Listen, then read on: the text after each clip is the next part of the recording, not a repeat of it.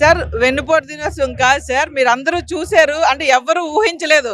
ప్రజలందరూ సైలెంట్‌గా అక్కడ డిసిషన్ అయితే ఇచ్చారు.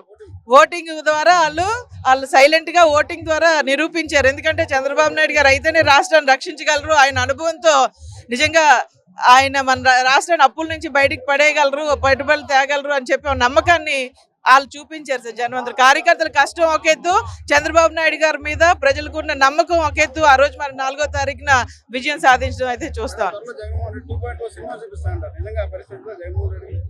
ఏమో సార్, సినిమా ఫ్లాపా హిట్టా అనేది రిలీజ్ అయితే చూద్దాం సార్.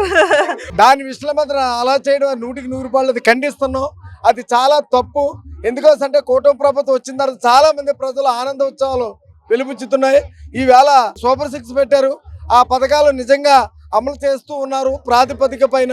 ఎందుకోసంటే ఒకేసారి అమ్మ కూడా అందరి పిల్లల్ని సమానంగా చూడలేదు. ప్రభుత్వ పథకాలు అనేవి డబ్బుతో కూడినది ఖర్చు.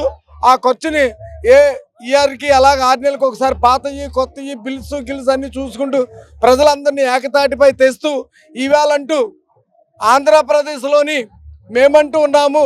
ఏ ఓటర్కైనా ఏ ప్రజలకైనా కష్ట సుఖాల్లోని కూటమి ప్రభుత్వం లోకేష్ గారి నాయకత్వంలో, చంద్రబాబు నాయుడు నాయకత్వంలో, పవన్ కళ్యాణ్ నాయకత్వంలో, మోదీ గారి నాయకత్వంలో ఆంధ్రప్రదేశ్ అభివృద్ధి పథంలోని ముందుకు పోతుందని ఈ విషయం తెలియజేస్తూ